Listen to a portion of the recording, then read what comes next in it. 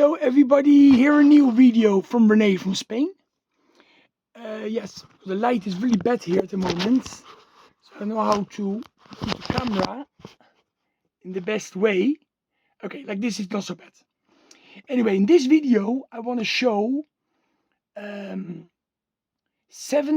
bands, like bands from the 70s that released a great records, or more than one, but I'm only going to show one, during the 90s. Bandas de los 70 que sacaron muy buen disco, o más de un buen disco, aunque yo solo vaya a enseñar uno, en los 90. Okay, let's start with Rainbow from 1995. It was a great comeback album with Dougie White on vocals, great vocalist. And this was a great album, in my opinion. The next one, I'm going to show 10. The next one, another classic 70s band, of course related to Rainbow. I'm talking about Deep Purple with the Battle Rages On. And this tape is from 1993. Again, it was like, it was the last album with Richie Blackmore. Of course, later, 2 years later, he released this one. A strong album again. I'm not going to talk about the albums. I'm just going to show 10 great albums from released in the 90s by 70s bands, hard rock and heavy metal. Okay, the next one, it's Loaf with Bat Out of Hell 2.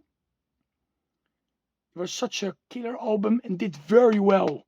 Not as well as number one, of course, of the first part.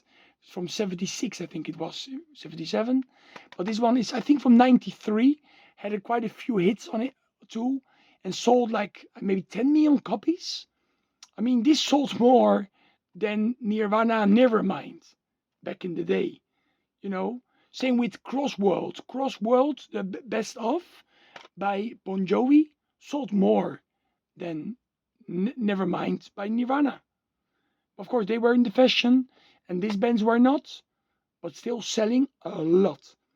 And of course, this album sold much more than any Meatloaf albums from the 80s. Here's the second part. Great.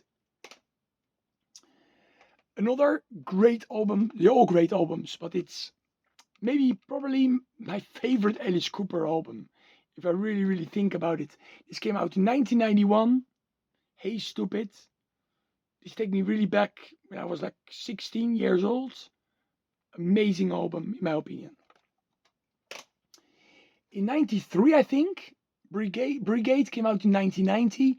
And I think this was 93. Heart came out with this album. Very underrated, in my opinion.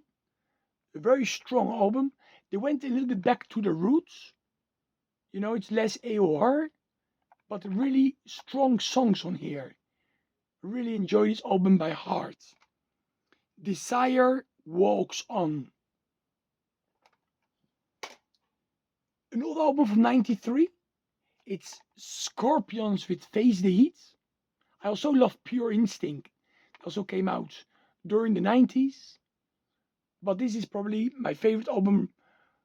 Crazy World is 1990. Also, I love that one too. But this was a really heavy album. A very special album, in my opinion. Great. Talking about 1990, the best album, in my opinion, by Judas Priest, and maybe the best heavy metal record released during the 90s, in my opinion. Again, 70s bands releasing an amazing album during the 90s.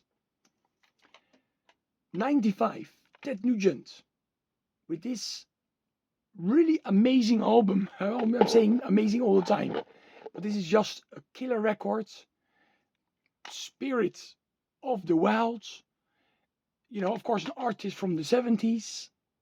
He released stuff during the 80s, but this is really underrated, in my opinion, from 1995.